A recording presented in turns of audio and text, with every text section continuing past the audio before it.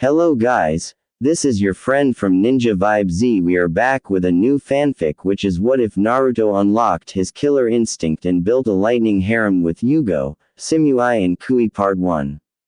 And if you enjoy this fanfic, then please press the like button and subscribe to my channel for more fanfic like this. And now let's start the fanfic. October 11th, unknown location. The previous day had a dark origin for the entire village of Konohagakure no Sato, but more so for a certain savory old blonde child. Yesterday was the day of his birth and he absolutely dreaded the gifts he receives from the villagers. This year was the third time. After the first encounter, he woke up in a ditch filled with dirt and trash mixed with his own blood. Last year, he woke up in a hospital bed with IVs in his arm. At first, he was rather glad of the outcome until he noticed that it was water entering his bloodstream instead of medicine. If you ask him personally, of the two, he appreciated the first, because at least he knew exactly who his enemies were and who his friends weren't. Since this was the third time, this got him wondering just what he would wake up to. The problem was he wasn't waking at all. Before he panicked, he realized that he was neither conscious nor unconscious, but in between. There was one more thing of note: water, and a lot of it. It was surrounding him entirely. When he realized he was submerged in the liquid, he jolted upright and out of the water. He went into a coughing fit and began dry heaving, confusing him immensely. Moments later, he stood to his feet and looked down. It was then that he noticed he seemed to be standing atop the water's surface. How the heck? The 7-year-old muttered in fearful surprise. He bent down and reached his hand into the water only to immediately hit the ground. Now he really was starting to freak out since he was submerged in the water not even a minute ago. He rose back to his full short height and checked his surroundings. He found himself in a large sewer with dozens of dull red pipes lining the walls. There was only one bright blue pipe stuck amongst the other pipes. The young blonde didn't know what to make out of it, so he continued to look around. It wasn't long before he noticed a dull red hue down the wet cavern. Obviously, his young curious mind got the better of him and he took a step forward. That's when he started thinking about his condition. He checked his person and realized he didn't have a spot on him. He was back in his clean green shirt and black shorts. And even his sandals were back on his feet again. Surprise filled his face.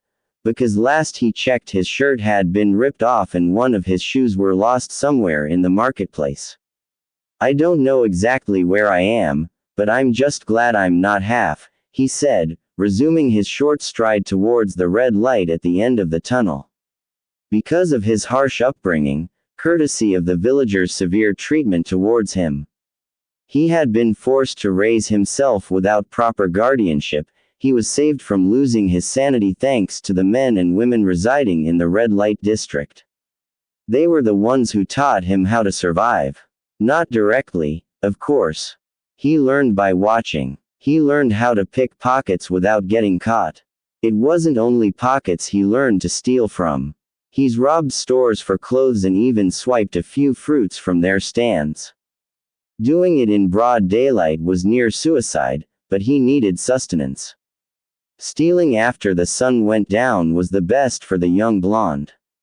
He even learned how to widen his senses involuntarily because he got picked a few times himself. Still, the patrons of the red light district were better parents than his ever were, if only he knew who they were. He had absolutely no problems with it. Though, deep down, he always wished to know who his parents were and where the hell they were. It was getting obvious the Hokage wasn't going to be speaking to him about it. There's nothing I can do to make the old man tell me, the young blonde murmured. That's what I've told you before. A powerful voice echoed off the walls all around him. Naruto's eyes quickly widened to the size of dinner plates, and he whirled around, expecting someone to be standing behind him. He released a small sigh of relief when he found nobody behind him. Who's there? He asked with a small hint of fear in his voice. He began to back up, keeping his destination in mind. Check behind you again. The voice spoke again, prompting the young boy to quickly spin. He was fooled as the only thing behind was air. You liar. There's nothing behind me, Nar yelled, his fear replaced with frustrated anger. How about now? The blonde heard again. Only this time it was accompanied with a hand resting on his shoulder which began sizzling for some reason. Terror flashed in the young cerulean eyes before anger filled them again. He turned, swiping at the figure. Who the hell are you and why are you in here? Nar questioned, sneering at the tall man who only seemed to be looking at his smoking hand. Didn't you forget to ask, where am I, little boy? The man asked with a chuckle, turning his gaze to the boy. You just answer my questions. Nar seethed through his clenched teeth, not paying attention to the crimson eyes. I'm hurt. I can't believe you don't remember me, the man said, holding his chest for dramatic reasons. The man was tall, looking about 6 feet 3 in. Short and wild red hair adorned his head with a few bangs covering his red-slitted eyes. He wore a simple red tunic over a long-sleeved black shirt. His camouflage-styled red and black pants were taped at the ankles. Lastly, his black boots ended his attire. Perhaps this will refresh that dull memory of yours, he said, smirking as he rose his hand and snapped his fingers. The sound echoed off the walls, causing all the pipes in front of him to brighten instantly. The new light cast a shadow behind the man. It revealed a new figure, a much larger figure. The shadow resembled a large roaring fox with 9 equally large tails. Recognition flashed through Naruto's ocean blue eyes. You're the fox, so I'm in my mind, Nar said, looking around again. Wow, what a dreary place. Not what I remember last time I was in here, Nar murmured, his anger dissipating for the time being. The newly revealed Koyuki nodded. Yes, you were only 4. Your first beating. You don't need to continue. I already know what happened. I was there, Nar said, walking down the tunnel. The two soon walked into a humongous room with a cage taking an entire side room. The blonde looked behind him to see the apparition of the Koyuki vanish with thin traces of smoke returning to the cage. I'm not surprised you returned. It was only a matter of time. A deeper, more demonic voice said from behind the bars. The face of the 9 tails appeared from the shadows, a large toothy grin splitting its face. The fox itself was easily the size of the Hokage mountain, if not bigger. The beast's tails were twice the length of its body and thicker than its head. Each of the 9 tails swayed randomly behind the beast, their movements nearly hypnotizing. Nar narrowed his 7-year-old eyes at the malicious Kitsum. Why am I here? He simply asked. The question made the fox grin even larger, each of the fox's sharp fangs on display. The sight intimidated the blonde a bit, but he didn't let it show. Don't act like you don't already know, the fox said, letting his statement hang in the air for a while. After a while, he growled in annoyance. Don't you think it's time for somebody to finally stop being stubborn? Let me tell you the truth of your heritage, because we both know the Hokage is never going to reveal such delicate information, the kitsune said, closing its mouth to appear more friendly towards the blonde. The young blonde looked down at his feet as he thought about the fox's word. It was true. 3 years ago, he learned of the fox's existence inside of him. Naturally, it wasn't from the old man's mouth.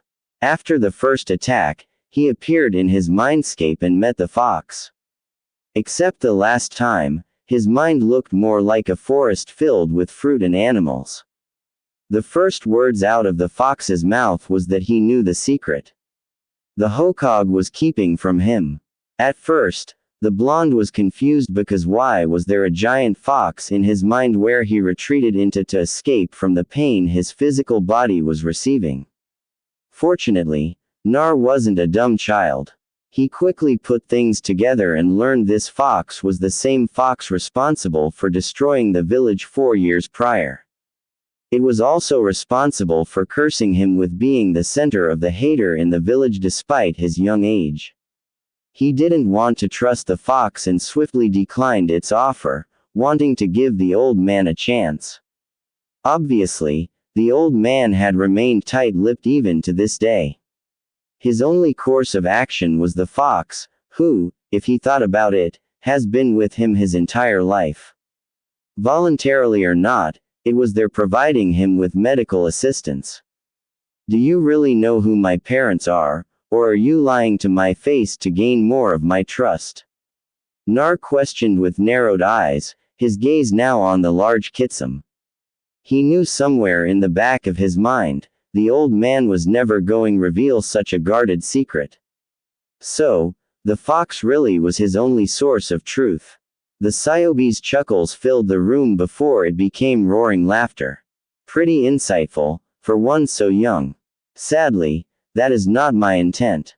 Well, at least not through lies, the fox said truthfully. He looked at the fox with different eyes. They were the same color, but they were no longer the eyes a child should possess. Before you tell me about my parents, what's your name? He asked, shocking the tailed beast. The large grin lessened as he wasn't expecting the question. This is a big surprise. He's the first to ever ask my name.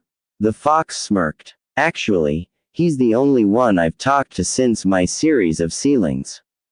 The fox thought again. You truly are different. It's Kurama. My real name is Kurama.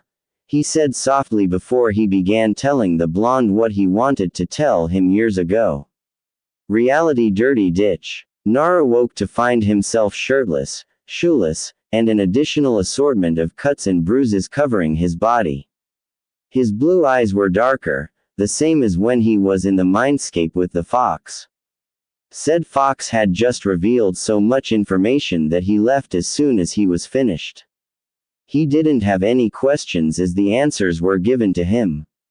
He let out a dark chuckle when he noticed the sun was replacing the moon. I should have known. Nobody wants to help the demon, especially not the leader of the bunch, Nar muttered. Even when I'm the son of the late Yandai Hokage, he added softly. When that information was told in the beginning, he had to admit he was starting to really hate his old man. But in the end, he had to give the man his respect. He saved a bunch of worthless villages, but gave his son power beyond his own imagination. A fair trade if you ask Nar. He struggled to stand to his feet. Grateful Kurama was nearly finished with healing his wounds. He noticed he was near the edge of the village, so he leaned against a tree to keep his weak knees from falling beneath him. Those bastards really hurt my legs. I guess they didn't want me running anymore. He thought, feeling the telltale signs of healing tissue regenerating under his skin. He stood against the tree for what was easily an hour, just standing there with nothing but his thoughts. It was obvious to him that nothing good would come out of staying in the village. He didn't have to put up with this any longer. Some civilians living near the edge of the village emerged from their houses to see him standing against the tree. One of the men smirked at the sight. I bet he knows his place now. We've finally broke him. Another man walked up to the first with a smirk of his own. He stayed right where we left him like a good little demon. The first man's wife sneered at the demon. I don't like the way it's looking at us, she said, making the others smirk in agreement. Let's have some fun then, the two men said together, menacingly walking towards the young blonde. The wife was just a few feet behind them, following with the same malice in her stride. Nar watched them coming closer to him. What the did I do this time? I'm tired of taking their beatings without defending myself. It's time for me to fight back. Nar thought, pushing off the tree. He didn't really know how to fight, but he's had a peculiar feeling year after year that he's ignored. What the young blonde didn't know was that feeling was something called killer instinct. It was similar to killer intent, except he was born with the natural impulses. It was ingrained into his DNA. Having Kurama inside of him only increased that desire 100-fold. How he ignored that feeling showed that his strength of will was overwhelming. The way that it worked was it simply allowed him to see weak points in his opponents that will result in a kill. It was only useful for ones without the experience and couldn't see the openings themselves. Simply, it just made killing seem like a simple thing. There's no remorse afterwards that most others feel. What I'm trying to say was that it provided you with a strong analytical gaze. At that time, the three approaching attackers were now 10 feet away from the blonde. Nar chose that time to hold his head and hiss in pain. The three civilians recoiled in slight surprise, but that was a mistake on their part as Nar smirked. He broke in a quick dash and jumped to punch one of the men in the crotch. He used the following surprise to kick the second man in the side of his left knee. Knowing that from his slight limp that it was a weak point, he used all his might. The sound of a snap was music to his ears before he was forced to dodge a wild strike from the first man. While he was ducked, the blonde scooped a pile of dirt before throwing it in a wide arc, successfully blinding only two of them.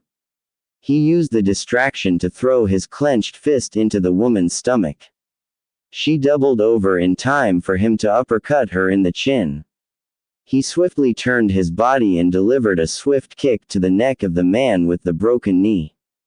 Though he didn't have enough power to completely snap the man's fat neck, he did send him into unconsciousness. He then turned his attention to the man that he hit in the crotch. He rose to his feet and swung another punch at the blonde. Nar easily dodged it and the next one and the final one. All the while the man was yelling his frustrations. Nar narrowed his eyes and swiftly jabbed the man in the throat, having to jump slightly in the air. That forced the man to stifle his voice as he began coughing, taking a knee in the process. Nar smirked as he used the knee as a leverage to jump a bit higher so he could knee the man in the nose, pushing the cartilage into the man's brain, effectively killing him. Naruto's eyes flashed back to blue as he gazed at the heap of bodies and the crowd of villagers that heard the man's yelling. His eyes widened before he turned tail and sprinted through the village. The crowd of villagers in pursuit. Nar panted in exhaustion as he leaned against a tree for the second time that morning. "You're welcome, Kit," Nar heard in his mind. The blonde nearly screamed in surprise. Luckily, he was too fatigued to perform the action. "Kuramama," Nar asked breathlessly. "What happened back there? Was that you?" he asked after catching a small breath. It took a minute before Kurama answered. "I'm sorry, Nar. I would love to take credit for what just happened, but that was all you. You actually made me proud with your ferocity," Kurama said, instructing Nar that he had to keep on the move. "Aren't you glad I'm giving you enough chakra to keep your legs from snapping from under you?" he asked with a chuckle. Nar ignored the question and huffed for more air. The throb in his legs were becoming more apparent the longer he stood there. Now that he was outside the village, he was going to be hunted as soon as the news got to the Hokage. "You need to get going. It's about to rain and the sun is against you right now," Kuramama said, urging the blonde to resume running. Hogue's office. Hai stood to his feet, his eyes widened in shock and sorrow. His saddened surprise was quickly replaced with annoyance and anger. The blonde would always run and hide in the red light district after causing trouble. He wished it was that simple. This time he was not offered that luxury. This time the boy actually killed someone and fled from the village. He got the news about the runaway 5 minutes ago from an unnamed Chunin. Already the search was against him. The approaching rain saw to that. "Damn," he muttered walking to his window, clenching his fist. "Inuzukas and Abarames will be useless in this approaching weather. Contact 10 Hyuga Jonin and 39 Chunin. The Sandaime ordered his hidden Ambu agents. From what he understood, the blonde was already injured. He wouldn't be getting far, so his Ambu weren't all that necessary. Back with the blonde, the young blonde ran for 30 minutes before the first drop of rain pulled him from his concentration. Now aware of how long he's been running, his body roared at him to halt his actions. Suddenly, the fox began talking again. Kit, give me control of your body. There's a den of mine in the area. If I can get you there quickly, you can rest easily. You don't have to worry about being followed, the rain will wash away your scent, Kurama ordered. Nar had no choice but to relinquish control of his body. When he did that, he felt as if he was watching himself in third person. He noticed the changes to his face. His eyes turned red with his pupil elongating vertically. The marks on his cheeks grew darker. His canines jutted from his mouth just a bit. His hair quickly thickened and grew bushier. Honestly, he didn't like the feeling of being outside of his own body. He looked cool, though, and he noticed he was moving faster than when he was in control. Thankfully, he didn't have to experience the feeling any longer because Kurama stopped at a small hill near a large pond. He did some hand seals and a seal array appeared and glowed hot red before the earth was pulled apart in a makeshift door. Control was returned to him and he stepped through the door. He felt and heard it closing behind him. After the makeshift door closed, fire erupted in the room, illuminating the area. What was revealed was something that confused Nar. It was just a big space with a large bay of hay in the middle.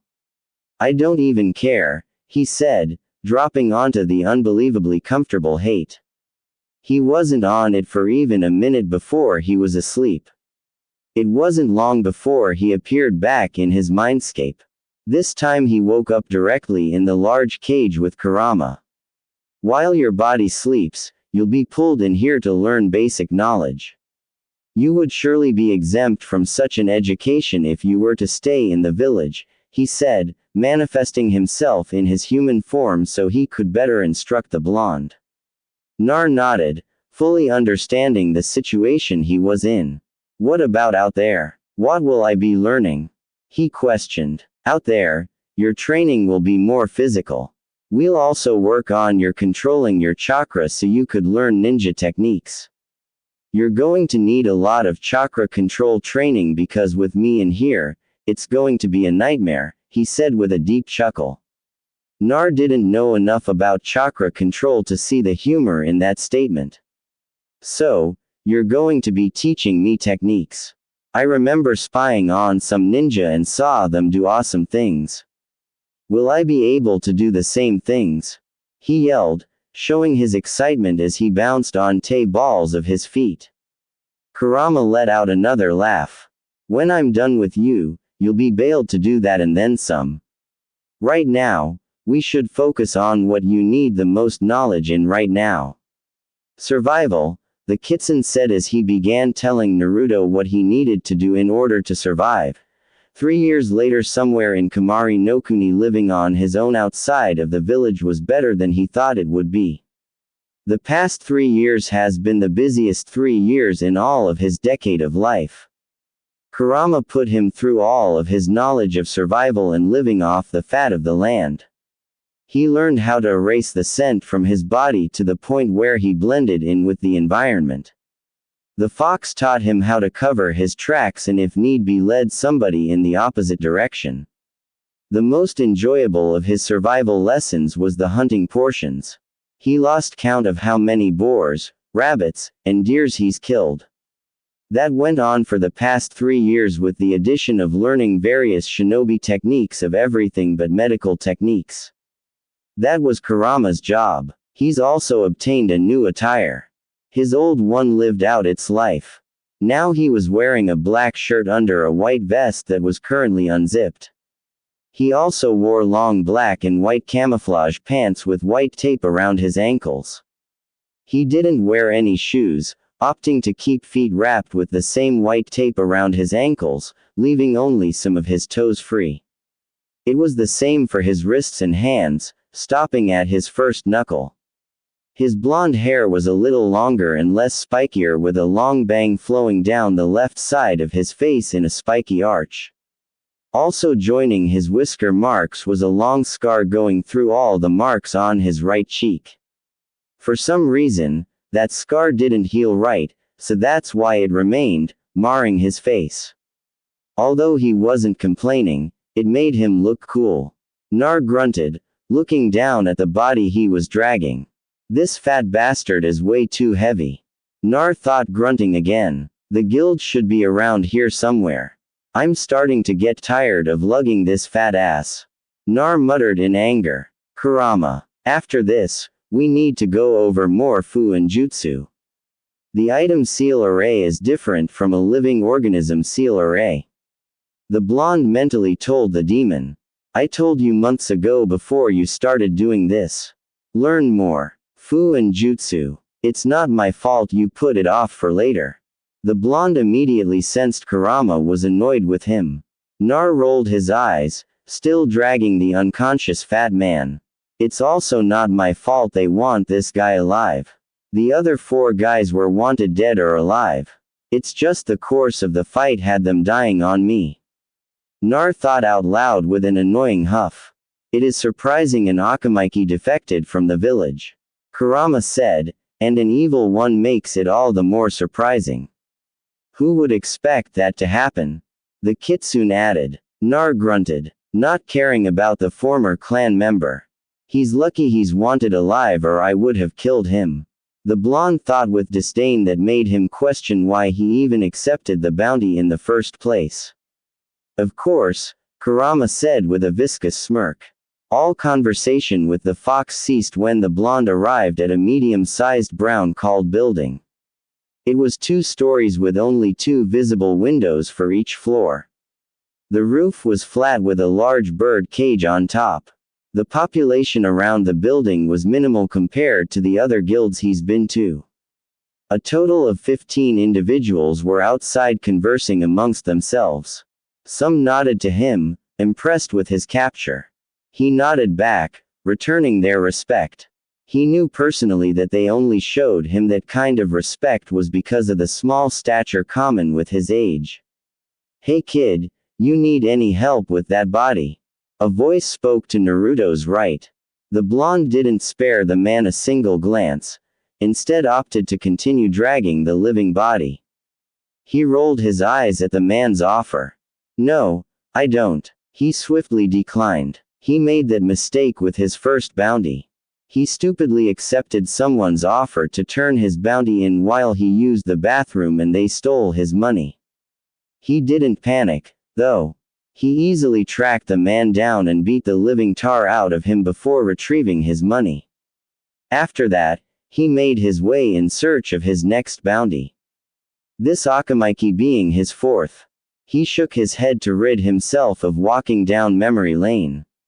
He looked forward at the medium-sized building and dragged the body inside to see 10 more individuals enjoying alcoholic beverages. Ah, I was wondering when you would show up.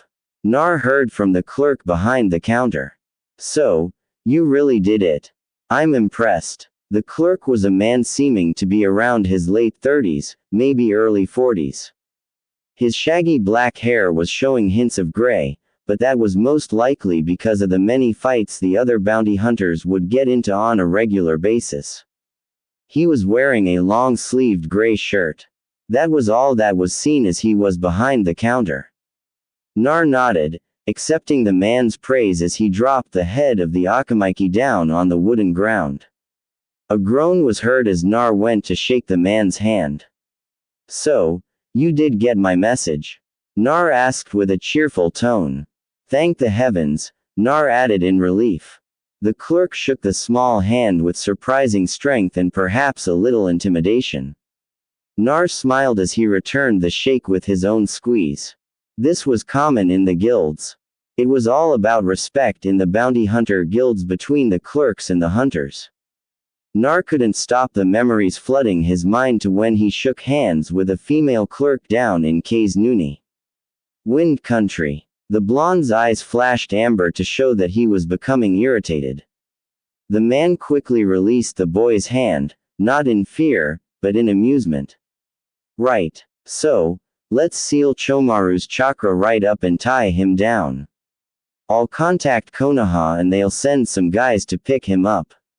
He said as two large helpers came and struggled to carry the man to the back. Nar nodded again. Of course. Now, according to the poster, my reward comes up to 20,000 Ryo. The blonde said, crossing his arms. 20,000 is only valid along with the poster. Otherwise, we keep 25%. The man said, crossing his own arms. Nar smirked as he reached into his vest. Oh, of course, he said, removing the poster from the pocket inside his vest. The clerk nodded and went into the back to gather the blonde's money. Nar studied the man, noticing the wall behind him was covered in seals. There looked to be a blood seal along with a personal chakra seal. There was also half a dozen defensive seals that would protect against intruders. There was no doubt that the man was ex-shinobi, most likely from Kumo since this is its home country. Minutes passed and he came back with the money. Nar thanked the man and sealed the money into the seal on the other side of his vest. Meanwhile, he walked to the board near the entrance exit for a new target to hunt. Like always, the board was divided by rank. Bounty hunters were strong in their own right, but they never went after B-rank bounties like the Akamaiki. There was a Chunin, but it was mostly his home clan that garnered the boost in rank because he wasn't all that strong. They really only showed B ranks for the more daring hunters who wanted to gain more reputation and other missing nins who just needed money. Naruto's eyes browsed over each of the bounties, checking who was wanted dead and who was wanted alive. Some specifically said that they didn't care as long as the person was brought in. H15,000 for she now. What a weird name. But Naruto thought taking the C-rank bounty and studying it more intently. Obviously, the man isn't going to be in Mizunokuni. Kurama started as Naruto left the building. You can try H-Nokuni at your own risk, of course, he added. After a moment, Nar shook his head, looking at the various crimes. They were petty thefts, but the more he went down the list, he could tell that it was getting annoying until, of course, he stole something valuable. Let's see. He's wanted alive for punishment. But he's a Kuriker Chunin, and they're busy with their civil war that they can't send their hunter nins after him. Nar thought as this was the first Kurd shinobi that he's had to hunt. What was his last location? Kurama asked as the blonde begun turning over the paper. Right here in Kamari no Kuni, though this poster is months old, he might not be here anymore. It's going to take a while to track this guy down. Nar thought with a sigh. It shouldn't be too hard. Not many people have black hair, Kurama said, laughing loudly halfway through the sentence. Nar audibly growled at the Kitsum. You know what, Kurama? You're a real, Nar thought before trailing off. Wait, he thought, feeling something different in the air. He widened his senses and tensed his muscles. He couldn't really sense anyone other than the other bounty hunters, but he could still tell that something was off. The eerie feeling was still in the air. He knew this feeling. It was the feeling of being hunted. A crap. Not again. Nar gasped as another kunai whizzed by his ear. Damn, these guys are persistent. He yelled as he continued to evade the men in white masks. At least he thought they were all men. There was a total of 4 of them. Judging by how long they were keeping up with him, the blonde had to gauge their abilities at high chunin at the very least. Evading them is easy for you, but you can't keep running from them. You're strong enough now. Now use what I taught you and send them to hell. Kurama said with some impatience. This wasn't the first time. These people has tried to kill him many times these past 3 years. Every time though, Kurama was able to help him evade. It was only this past year that he was able to evade on his own. Well, when you're right, the blonde muttered before vanishing in the wind with a body flicker. The 4 masked pursuers couldn't stop their momentum and ended up in the middle of the clearing. They pressed their backs together, knowing that they were no longer in control of the hunt. They also knew it was going to be trouble if either of them broke formation. Now the blonde had a clear look at his attackers. They seemed to be wearing the same type of armor. A new styled obviously, but they didn't seem like the typical Konoha Anbu. He was right though. One of them was a female, judging by the slightly contrast in her armor's design. "Who are you and why are you chasing me?" Nar asked from all around the clearing. He watched them all turn and face his location, having sensed milliseconds before where his chakra originated. Having no choice but to reveal himself, Naruto's fingers twitched in anticipation. "We are nobody," the presumed leader plainly said. The blonde stared at him blandly. "Is he serious?" he thought with a raised eyebrow. "Be cautious, Nar. Remember, they're skilled and have more experience than you. They most likely have tricks up their sleeves, too." Kurama warned his student. "Of course, sensei, I won't let them survive this fight." Nar thought, taking a stance. His left arm was extended and his hand was only inches from his face. His knees were spread slightly and bent, poised to spring into attack mode at any moment. His body was slightly twisted, his left foot in front of him. Lastly, his right arm was behind his back with his fingers still twitching every now and again. The 4 masked assailants lined up horizontally before spreading out across the wasteland-like area. Nar narrowed his eyes as he glanced at each of his opponents. He's never fought more than 3 people at a time, but it looked like he didn't have any other choice. "Well, there's no time like the present," he said, hoping it would throw his enemies off. He dashed forward at surprising speeds. The others immediately tensed, switching to defense mode. Before he reached them, the blonde vanished in a burst of fire. Flying embers caused the team to scatter in different directions. He reappeared near one of them and his fist turned fiery red. "Kaden Hano no Danmaku. Flame barrage," he muttered, landing scorching blows on the human punching bag. Red fire erupted around his fist and after the 10th consecutive punch landed, he jumped back and watched the burned body fall to the floor. Nar smirked and faced the other 3. It instantly dropped when he seen the 4th one rejoin them. He didn't have to check the burned body to know it was a slightly melted boulder. Damn substitution. The blonde cursed himself for not expecting that. "That was pretty good. You even managed to burn part of my armor." The man monotonously spoke just like the leader before. "Now it's our turn to be on the offensive." The only woman of the group spoke with a lighter, monotonous voice. Then they all rushed the blonde, save for the leader, who simply watched from behind. Nar let out a surprised shriek when he felt his ankles being grabbed from below. 5. He yelled in his mind while physically struggling, but to no avail. They closed the distance in seconds. The first man swiped at him with what looked like iron claws poking out of his gloves. He dodged the swipe by bending backwards. While bent backwards, he noticed a lone figure in the air dropping like a stone towards him. He growled when he felt each of his arms being wrapped by 2 separate pairs of arms. He could do nothing except notice the figure started spinning, creating a cyclone. The blonde took a few quick breaths to get his chakra flowing in the right way. "Raiden Denryoku Saji power surge," he yelled as an electrical current crackled to life around him. The sudden lightning weakened their hold on the blonde, which allowed him to freely substitute milliseconds before the impact. That was entirely too close. Naruto's voice pierced through the large cloud of dirt. Although that technique didn't require that many hand seals, he was thankful he was able to execute it the way he did. He was also thankful that he substituted away from the impending impact again. I have to give you praise this time for killing one of the element. One of the masked members said it took a full minute for the cloud to clear to show only a single pile of twisted bones, blood covering the entirety of the mess. But the other 4 assailants weren't in sight.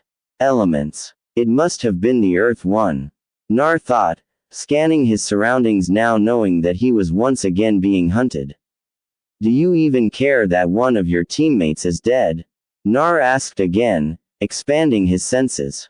Care? What is that? One of the assailants said as a single kunai with an explosive tag tied to it flew from behind a boulder. Suddenly, it multiplied into dozens of kunai that filled the blonde's sight. Also a second after the multiplied projectiles were created, his comrade appeared behind them. Futon Dappa, great breakthrough, she said before blowing out a large gust of wind, speeding the wall of Kai. Naruto's eyes widened as he quickly turned around and ran for his life. You crazy bastards! He yelled out, running as fast as he could. He mentally listed off his techniques to see if either one could successfully protect him from this danger. If he sent out a pulse of chakra to set the tags off prematurely, there was a chance they'll speed up so fast he'll have no chance to do anything else. He mentally kicked himself when he forgot about what he just used a few minutes ago. A quick carry me later and he was safe from the explosions which went off seconds later. All right, guys. If I die, don't tell anybody about this part of the fight, he said, turning to see all 4 of them together. I'm serious, he said with a pleading look. He didn't get any kind of response from the 4 remaining elements. I hate you guys, he said with a frown. I guess there's no way to keep you guys from telling if you're alive. I'll have to change that, he said before they threw another salvo of sharp projectiles at him. His right hand started glowing and he unsealed his special weapon, a scythe. He quickly twirled the weapon in his hand to deflect the sharp projectiles. Hisaite looked old in a sense. The 66 inches shaft was crafted from the finest obsidian. The curved blade itself was around 4 feet and sharpened on both sides. A thin black stripe was shown between the 2 silver edges on the blade. Nar closed his eyes and took a deep breath. When he reopened them, his previous cerulean irises were replaced with amber-colored orbs. With the change, the air was filled with frigid malice. The changed blonde didn't say a word except crack his neck before he charged. A figure stood 100 meters away from the fight, watching with an impressed eye. This is quite the sight. Little Blondie sure knows how to fight. He smiled at the soft rhyme before he took out a notepad and scribbled the line inside for later. The man was kind of tall with dark skin and a muscular build. His hair was very pale blonde, borderline white. The same went for his goatee. Around his head was his Kumo forehead protector held together by white cloth. He wore oval-shaped sunglasses that just seemed to stick to his face because nothing was holding them up. On his left cheek, he has a tattoo of a bull's horns with the bottom one being the shorter of the 2. On his right shoulder was a large kanji for iron. He wore a long scarf around his neck. He also wore his village's standard 1 strap over a single shoulder flak jacket and a long red rope belt tied around his waist. He didn't wear a shirt under his flak jacket. He also wore Kumo's standard hand and chinoiards and shinobi sandals. On his back was a bulky sword holder that held all 7 of his swords. Don't intervene. I want to see what Kurama's done with the boy, a voice said inside of the man's head. Not that I was going to. I share the same feelings as you. The fight hadn't been going on for long. Naruto's eyes scanned the 3 remaining elements. They pierced through the masks, causing him to smirk at their dwindling numbers. He surprised the water element when he swung his side earlier than expected, releasing a blade of fire the man couldn't dodge in time. It ended with him being bisected horizontally at the waist. He knew he had to pick them off one at a time and not use the same tactic more than once. Now they were more than aware of his fire affinity. He had to admit he may be strong, but he didn't like long battles. He wasn't made for them, at least not yet. It was then that a thought came to mind. I haven't used you in a fight yet, Kurama. How about you give me some chakra? He asked. He initiated his initial transformation as soon as the trio wove through different sets of hand seals. They then launched a fireball, wind bullet, and a lightning bolt at him. The changed blonde smirked as he gripped his scythe tightly before jumping to the side. He landed on a boulder and instantly rebounded off into the air. He started spinning horizontally as the air around him began to distort with heat. Kaden Hano no wa flame wheel, he thought, getting a little dizzy. He released the chakra and sent the flames down to the earth. He watched with dizzed eyes as the assailants jumped out of the way. The two remaining males drew their tantos from their backs and dashed to where the blonde was going to eventually land while the other prepared a set of hand seals.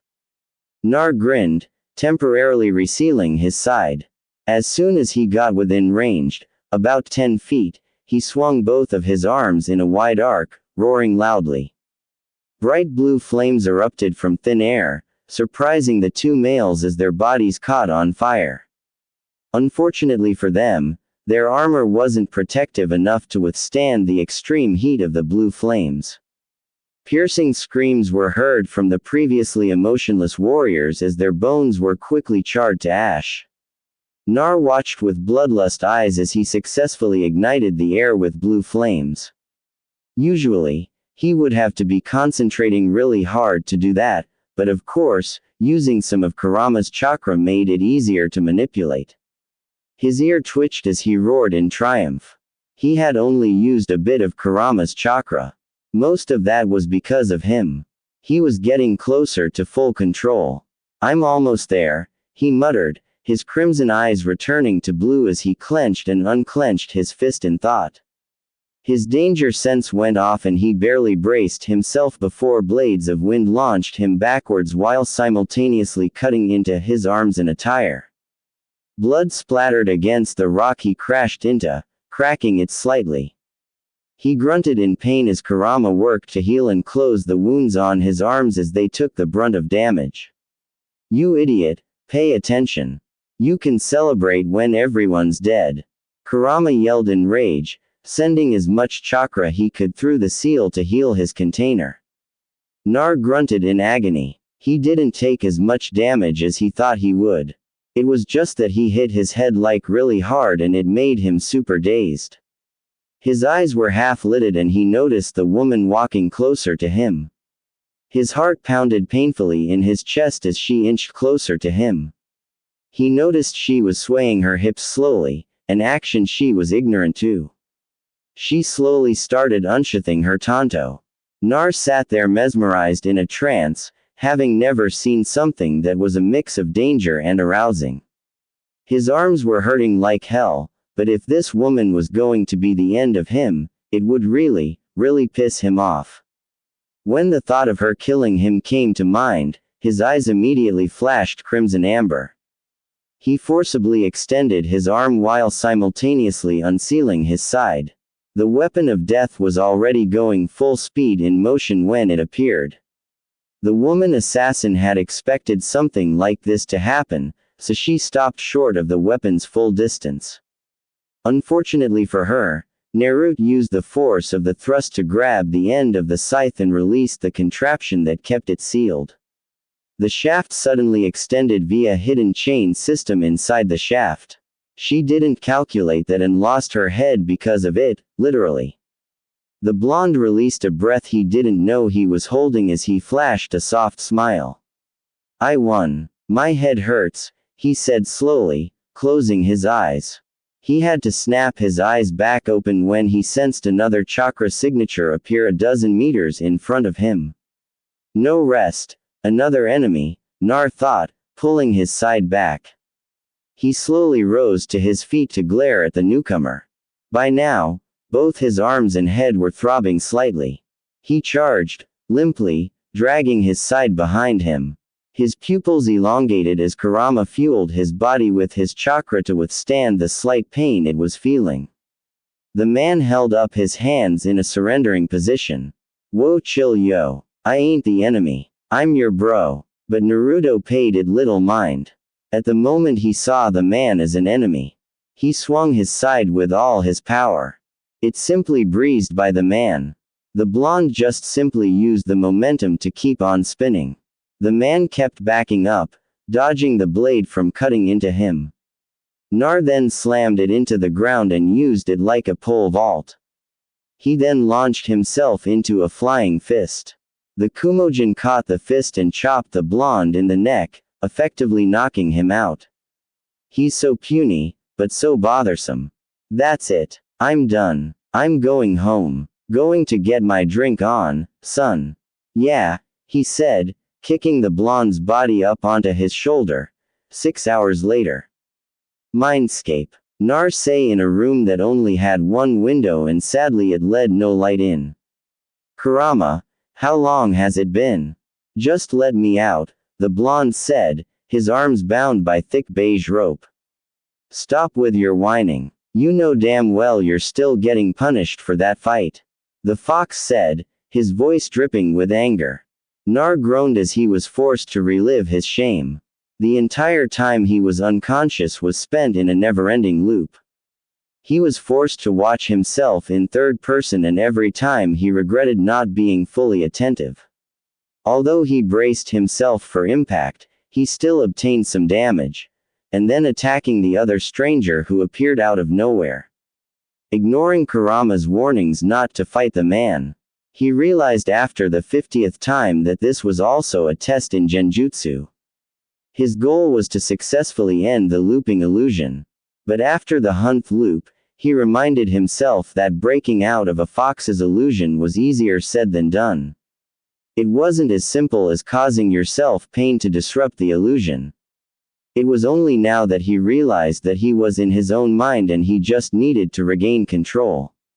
Again, easier said than done, but nothing was impossible. He concentrated for what seemed like hours, and in his mind, it was. He's been sitting in the Indian position the entire time, his fingers in the ram position behind him. It was doing next to nothing in help in canceling the illusion. He cursed at himself for not having more mental power. Wait, mental power. I'll just give myself more power and then break out. He mused as everything brightened around him before shattering.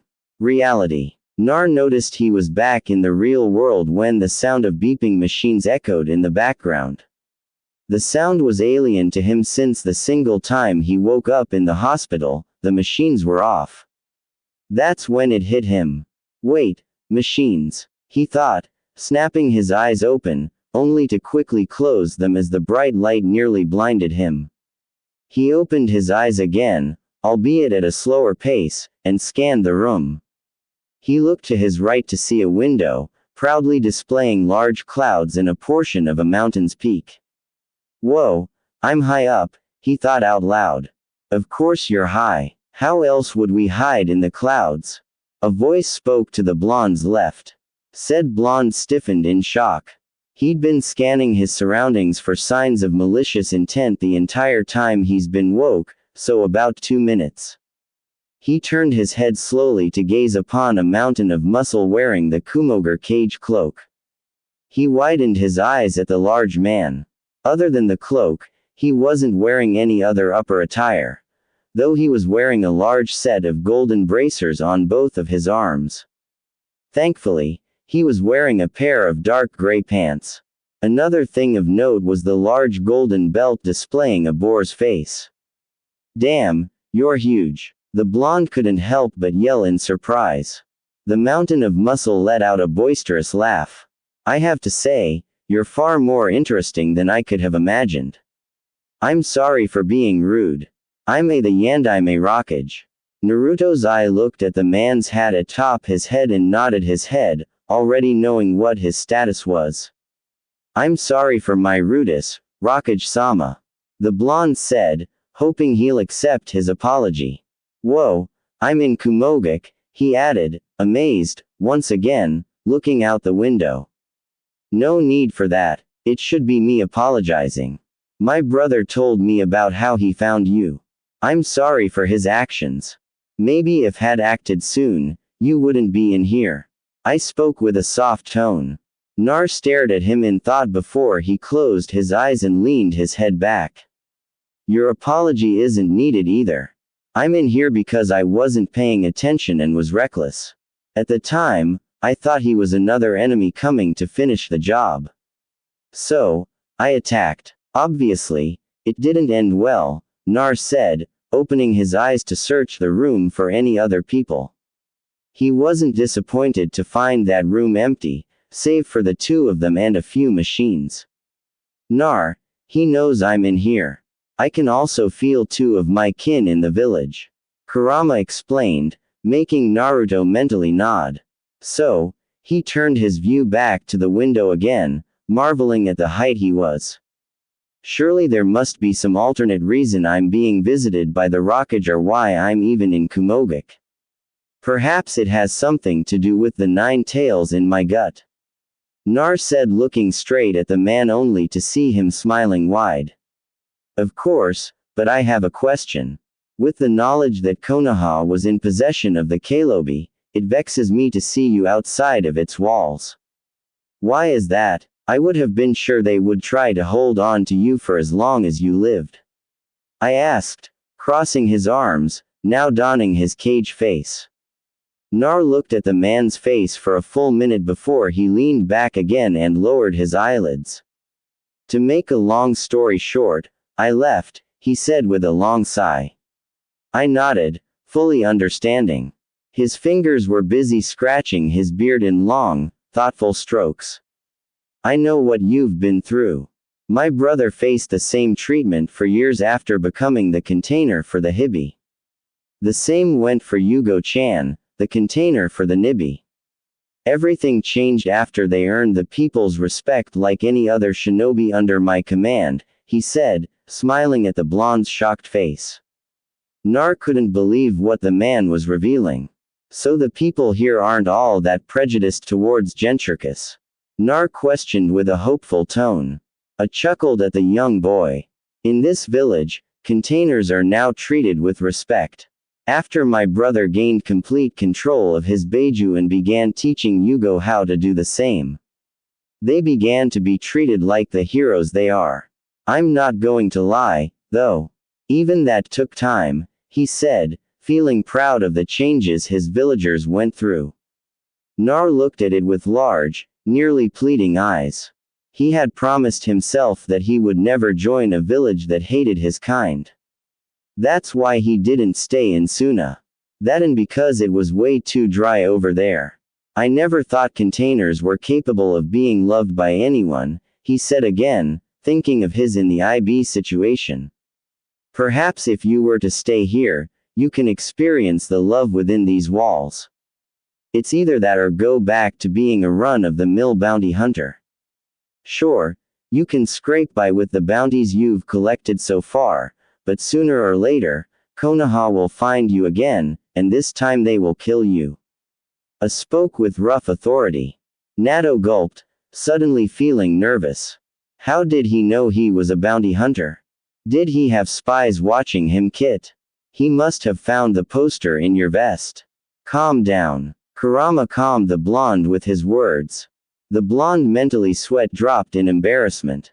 Oh, he thought, mentally rubbing the back of his head. He looked at who was now looking out of the window.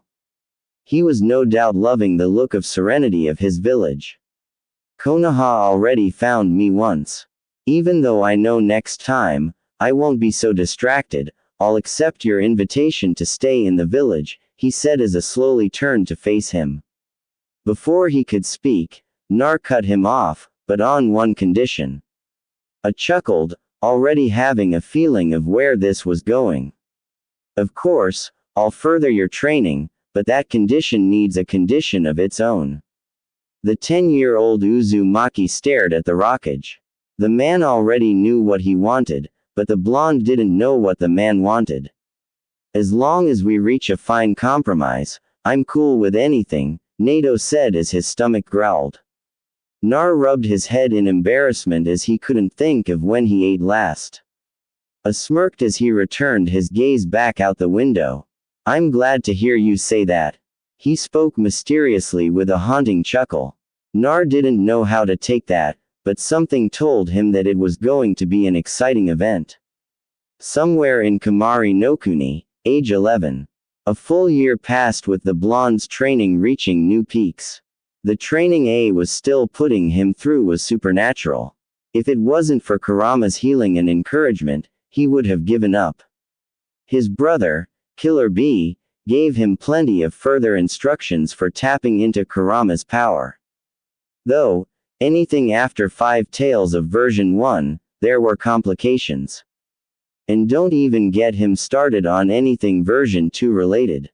The seal was preventing more of Kurama's chakra from reaching the blonde. Said seal was obviously designed to unlock more of the chakra over time, unless it was manipulated with a key. They learned that through Kurama's explanation, having studied the seal of his entrapment for so long, forging a key was nigh impossible.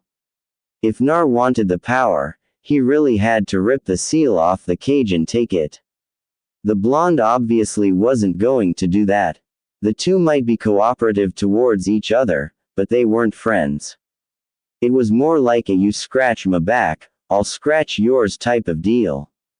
The fox trains and heals him while the blonde stays alive and entertains the fox with lots of battles and deaths. Killer B had to give the 4th Hokage his props for the masterful seal. Nar was peeved he couldn't progress any further. He was calmed by Yugō ni, who has also been receiving instructions from B. But could he really complain again? After another year, he looked back on the events that led him to his freedom and smiled brightly. Though he was back under the grasps of another village, Kumo was a much better match for him than Konoha ever will be. Not only was he getting even stronger than he was, but now he gained a small circle of friends. There was Killer B. Killer B's own students, who he found out were about 2 years older than him. They were already genin, and it seemed they might be able to promote to the next rank anytime they wanted. A man named Darui was like a cool uncle to him with his smooth attitude. Lastly, Yugō, the Nibi container, became his closest friend and partner. She was a few years older than him, 4 to be exact, making her 15. They had met approximately 8 months prior to this date. It was around the time when the blonde started his training under Killer B. She was a fair-skinned individual, a rarity in the village, hidden in the clouds. Her blonde hair was far longer than his, and obviously straighter, thought it looked darker. Her attire was much like his, a plain black shirt under a light gray armor vest. Her arms were covered by light gray forearms guards along with light gray fingerless gloves.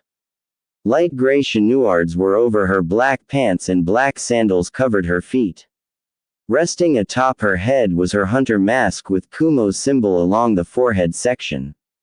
Truly the uniform of a hunter nin. A hat allowed him to retain his hunting position between training. It must have been some of the fox's personality leaking through the seal, but he absolutely loved the hunt. Though the Rockage informed him that Kumo's hunter nins operated in pairs, he felt like he was already a genin of the village, which he technically was. Though he didn't have a true John and sensei and a set group of comrades, a partner was greatly appreciated. The blonde boy couldn't have asked for anything else. The armor was also appreciated as well, his matching the other blondes. Yugō was truly an amazing teenaged female. She was one of the hunter's rising stars, having chosen this profession at the timid age of 10. You could say she was a mentor to Nar, though there wasn't anything new for Nar to learn in the hunting game. Naruto's attire was slightly different, obviously being designed to fit males. His mask was also resting atop his head as he looked over at Yugō, who he was running beside. B-rank Ron Sawagaku missing nin from Kumogaku crimes consisting of rapes of women, young girls and even a few young boys. Let's see. He also killed off his last team and attempted arson of the Rockage building. Our most recent intel says he was last seen in the next town. Yugito said firmly, keeping the disgust from her voice whilst she continued running towards the mentioned town. I don't think he's very smart. He's had 7 months on the run and he chooses to remain inside of Kamari Nunkuni. He must think with his muscles, Nar said, shaking his head. You were the same when your muscles started developing. Yugito said briefly, running closer to the other blonde to poke his bicep. Plus, he might think that we would search outside of the country instead of inside. We would still be if we hadn't gotten the intel about his whereabouts, Yugō added. They continued to run in uninterrupted silence before arriving at a cliff. Said cliff overlooked a rather large town, a town neither of them has gone to, though they were still familiar with the area. We should change our clothes, you know. Look the part of children wandering the streets. If he was to see our armor, it would immediately tip him off of what our intentions are. Yuto said as they looked over the village. The Uzumaki looked over at her with a grin. Great minds think alike. This will be the perfect time for you to slip into something more comfortable. Nar said, watching the other blonde. That was Kurama's idea, he immediately added, clasping his hand over his mouth while widening his eyes a bit. She visibly stiffened before walking towards the only large boulder around. Laughing echoed in Naruto's mind. I think that was an invitation, Gaki. The large kitsune said between hiccups of laughter. You're going to get me in trouble. Furball. Nar chastised the demon. Nar nervously chuckled and took a step in the other blonde's direction. He immediately stopped when a kunai suddenly appeared in a flash of steel right near his foot. All right, I'm definitely in trouble. I'll just change my own clothes somewhere else, he muttered, walking in the opposite direction, his head down. The two blondes weren't going to meet up with each other until either of them finds their target. Plenty of enough time for her to forgive and forget. Until then, they were just going to communicate with each other using their two-way radio thingies. That is, if the leader of the duo wanted to speak to him. At that moment, Naruto put the aforementioned device into his ear. It fit perfectly and wasn't visible unless you were right next to him, looking right into his ear. By the time Naruto reached the town below, the sun was fully in the sky, meaning it was exactly 12 o'clock noon. His new clothes were simple. Any regular civilian child would be wearing the same style of clothing. A black shirt with blue shorts and black shoes. He kept the tape around his arms to hide his seals, but figning it like he was injured. He even added some dirt over it. The only thing that would possibly tip the man off that the blonde had shinobi training was the scar going through his whisker marks, or even maybe his whisker marks. Originally, he was against wearing shoes, but when the situation calls for them, he had no choice. That didn't mean he liked all the extra bulk the shoes gave his feet. At least when it was just the tape, he was able to feel the ground beneath his feet. I know you and the Nibi had history once upon a time ago, but please leave Yugi-chan and I out of it. Nar thought sternly to the fox. I'll think about it. Thought about it. My answer's still no. It's amusing torturing you two, and I know my minx is thinking the same thing. Kurama spoke with laughter echoing throughout Naruto's mind again. The blonde frowned and held his head lower. I could just ignore your advice. Silence reigned in the mindscape. It was so quiet a dropped pin had the ability of causing an avalanche. That would be so if I had actually been telling you to say those things. You can blame me all you want, Gaki, but we both know you have a crush on that particular container. Kurama spoke, making Naruto hang his head more, a blush reaching his cheeks, knowing full well that it was true.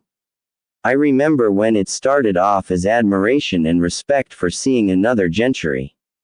Then it blossomed into seeing her as a sister figure for about maybe a month before it went into the crush you have now.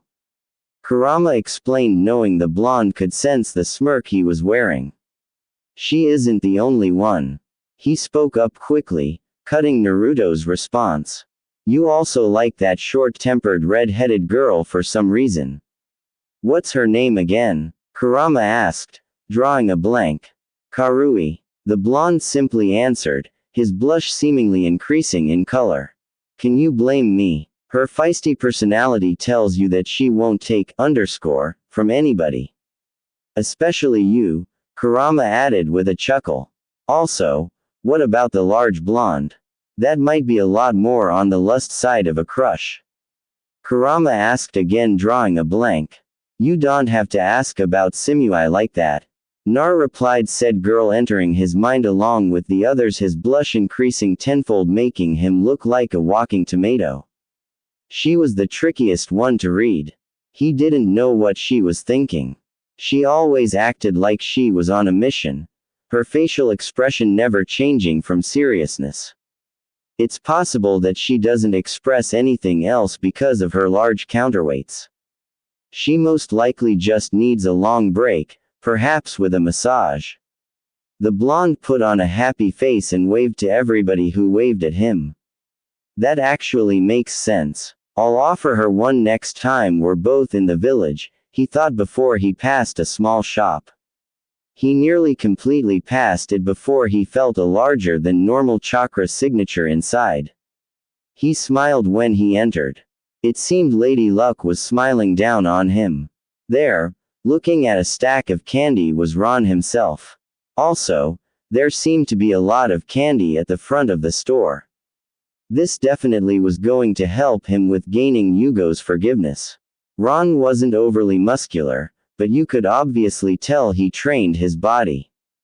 Hopefully, he doesn't notice that the blonde treats his body the same.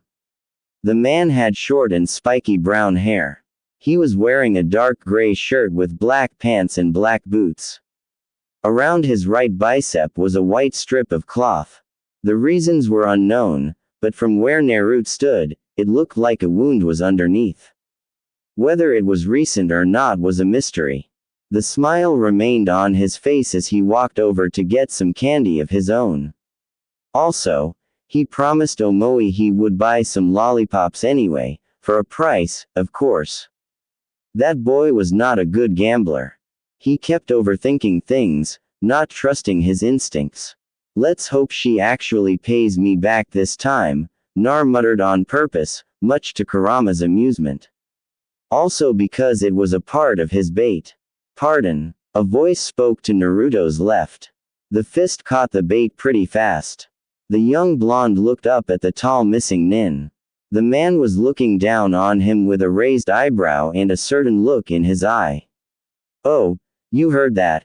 He asked with a chuckle while rubbing his head. My friend wants me to buy her some lollipops, but she never pays me back. Naruto said, pulling off a pout. The brown-haired man laughed. Get used to it, kid. Women become rather needy, and they start young, too, he said, patting the young blonde on his shoulder, looking up and down his body before walking towards the counter. Nar shook his head and shuddered at the retreating man. He's so lucky I don't just simply kill him now. It would be so easy. Nar muttered through his clenched teeth. You found the target. Yugito's brisk voice sounded in Naruto's ear, having heard what he said. Naruto's ear twitched, and he used an undetectable amount of chakra to carry his whisper to the two-way radio in his ear. Affirmative, Yui-chan, Nar replied quickly. This was the very first thing he learned after becoming a hunter. This was only his third target since he trained most of the time.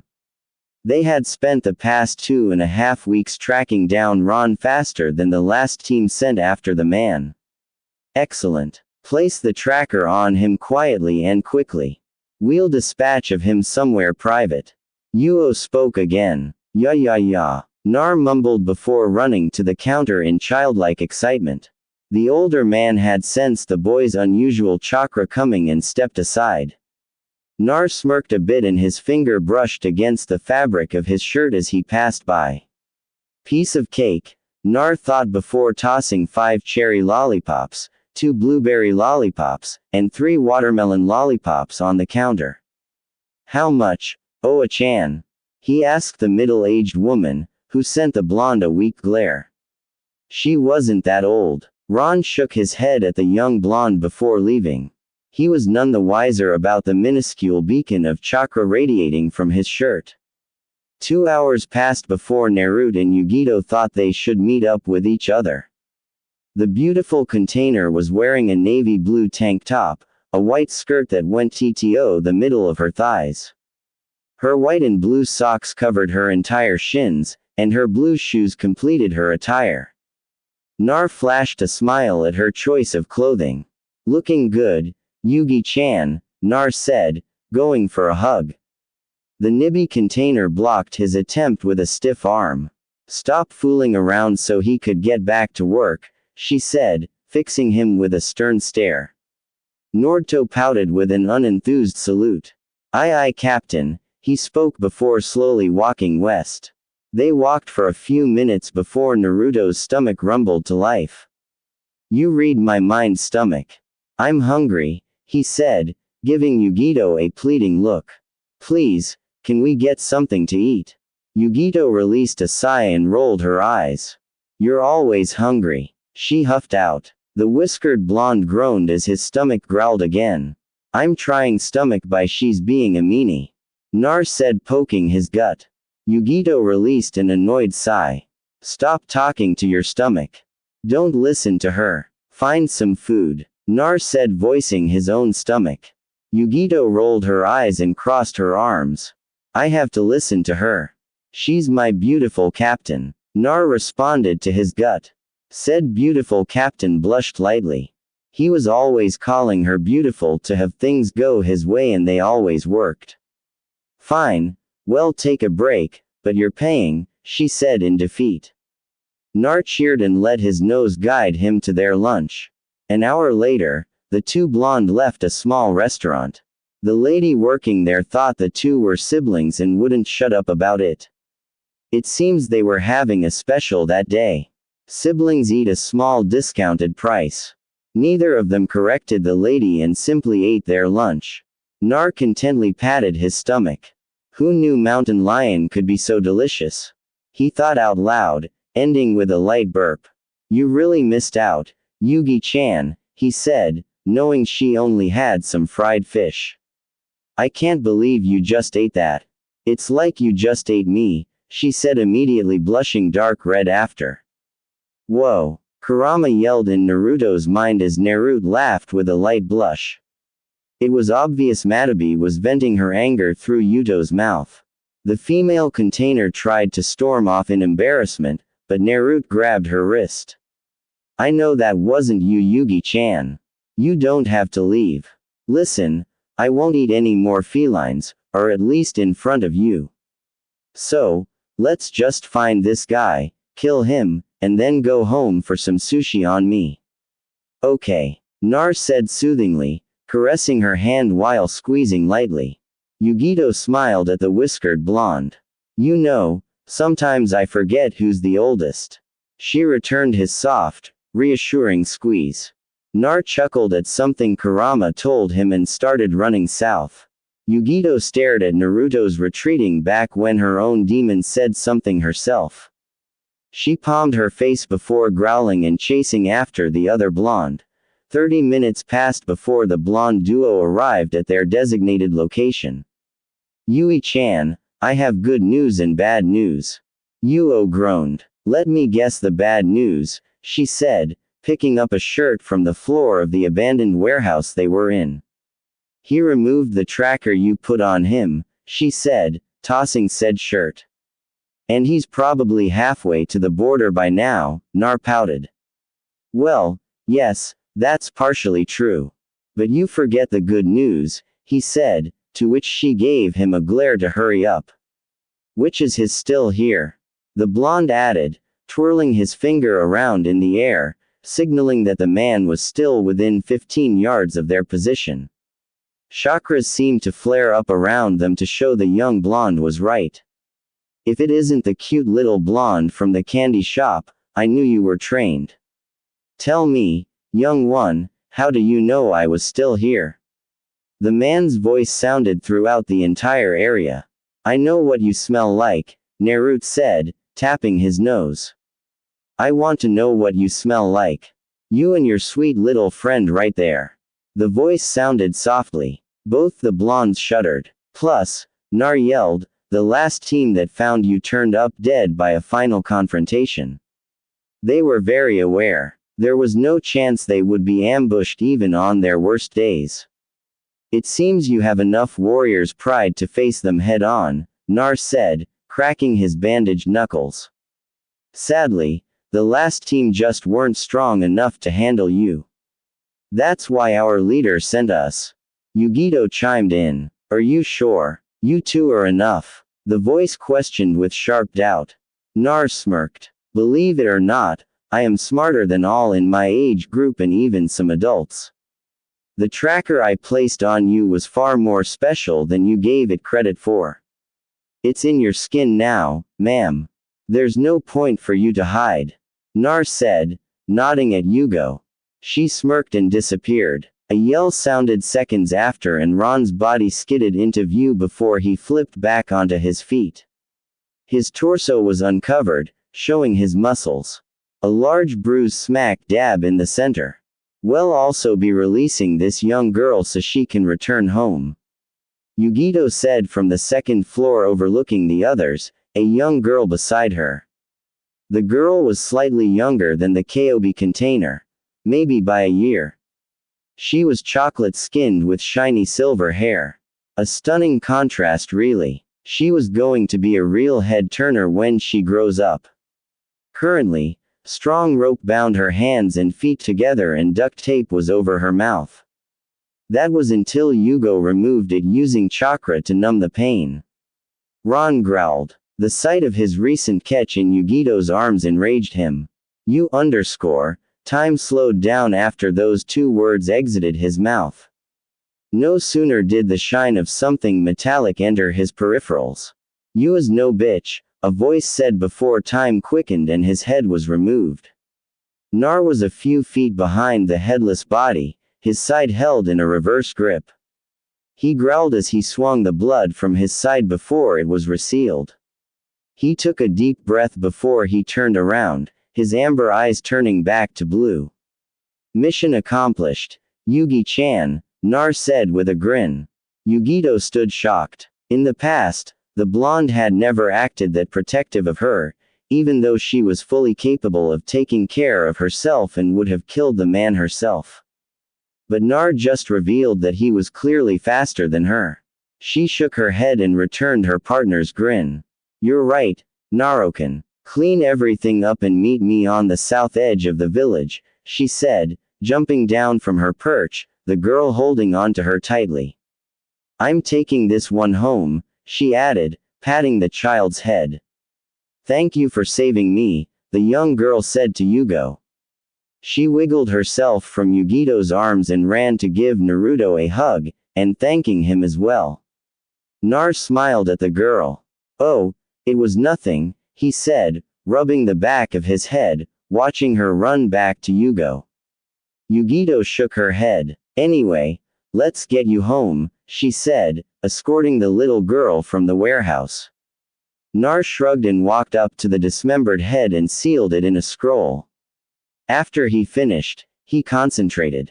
He felt char surround the air in front of him in his hand before he snapped his fingers. A spark appeared above his fingers and the body burst into bright blue flames, causing him to smugly smirk. You've gotten really arrogant after learning how to control fire.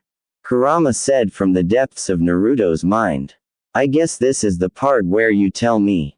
I still have much to learn, so I should stow my arrogance to the back of my mind. Nar thought with a groan. I was also going to tell you. I'm proud of how skilled you are with it. You know, for a human. So why don't we just go with both? Kurama said with a yawn. Nar scoffed. Tell me something I don't know. He thought, walking out of the large double doors. Well, I think I'm developing a rash on me. All right, I don't need to know where. The blonde mentally yelled, cutting their mental connection. Nar growled, still able to hear Kurama's deep laughter. He shook his head and took to the rooftops, heading south. It only took him a matter of minutes to reach his destination, where he proceeded to change into his professional attire. Luckily, as he was unsealed his mask, Yugito joined him. She too was in her hunter attire. No words were exchanged between them before they set off towards Kumogak, towards home. 2 days later, Nar scratched his head as he contemplated what could be the most difficult decision in his life. His options were: A, eat breakfast before meeting a sensei for training and risk throwing it back up, or B, don't eat and train with an empty stomach. Nar skidded back, clutching at his stomach, his breakfast on the verge of traveling back up his throat. Through sheer force of will, he resisted the urge and glared at his physical sensei underneath his blonde bangs. Keep it down. I didn't even hit you that hard, the Rockage said coldly. He stood there, his large muscles bulging with every breath. Also, even though they've already been training for 3 hours, not a drop of sweat adorned his body. Nar, on the other hand, was covered in sweat, grime, and blood.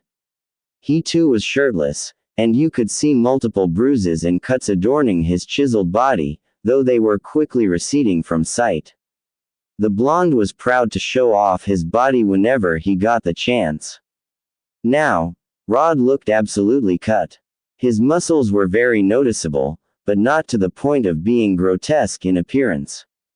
Even under his bandages, you could see the muscles underneath. Thus was the result of his brutal, mostly physical training. The finally stood to his feet, and his glare darkened. His eyes had been amber the entire time. Always instructed him to always fight to kill, and Nar never disappointed him in trying. Nar spit out a blob of blood and dropped back into his stance. Over the past year of Naruto's strictly taijutsu training he's learned a few different fighting styles. Though he only progressed further in his 2 favorite styles of fighting. His most favorite was boxing, with his secondary being kickboxing. I tried to have him incorporate some grapples in there, but it didn't seem to stick. The blonde began lightly bouncing to signify that he was ready for the next round. Good. That's exactly what I want to see. Now, show me why I chose you as my only apprentice. A yelled as lightning arced around wildly. A GHH. Nar joined in the yelling, reddish chakra whipping around his body. He immediately dashed and threw 12 strikes at impressive speeds. Stood unfazed as he allowed the strikes to land. He caught the last 2 and squeezed hard. Nar grunted and jumped a little in the air and began pummeling A's hard abs with multiple stomps. Again was unfazed to Naruto's assault.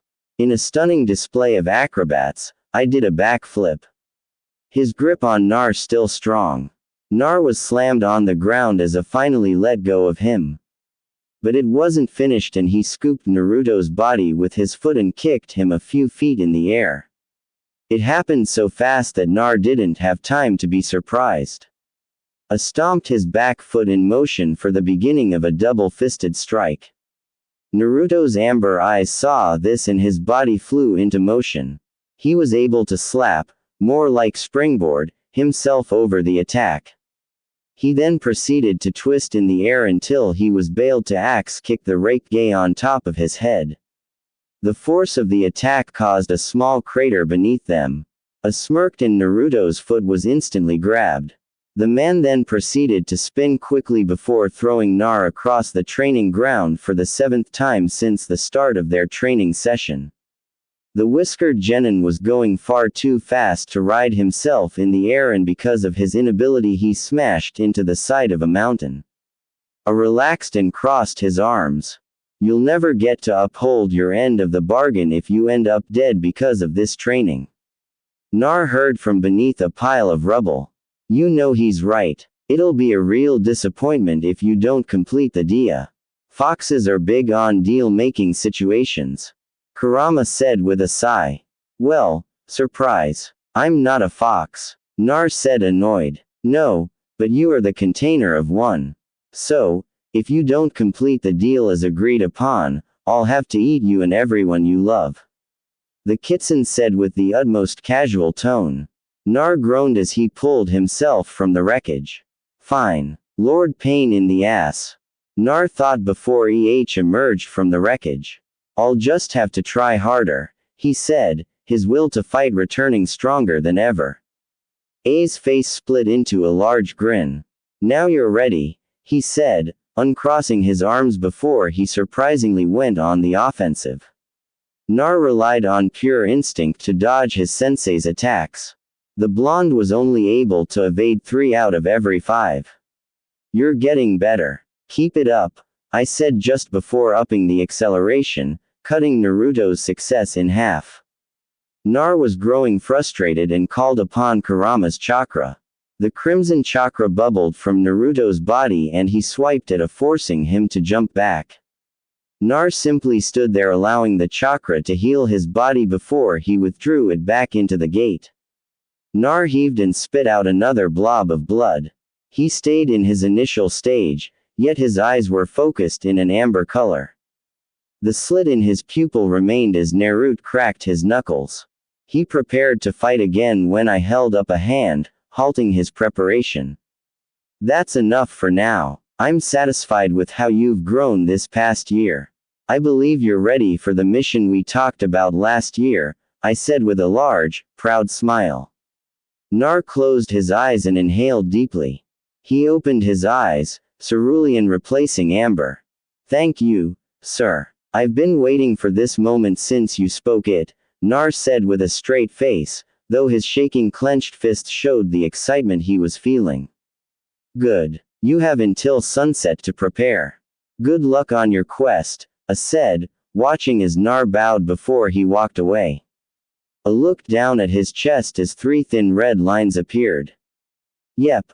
I don't have to worry about anything happening to him during this mission. He'll be all right, I said softly before he walked back to his office. Nar walked back to his apartment with a straight face. Isn't that a coincidence? Nar thought while walking to his white-clothed forehead protector, his destroyed shirt, and his weapon pouch. He fished out a soldier pill and downed it immediately. His stamina returned and the remaining pain in his body dulled down a lot. Sunset. Remember your training, Nar. This is the most important mission you're about to embark on. Kurama said as Nar left the village of Kumo. The moon was slowly making its way towards its peak upon the night sky. Nar stood with a determined face, hidden behind a pitch-black ninja mask. Only his eyes were visible. His attire consisted of a standard ninja black bodysuit. The bandages under his long sleeves were black in color. Even the tape wrapped around his feet were black. This mission required the utmost amount of stealth. Nar looked back to see Yugō and Darui standing at the gates.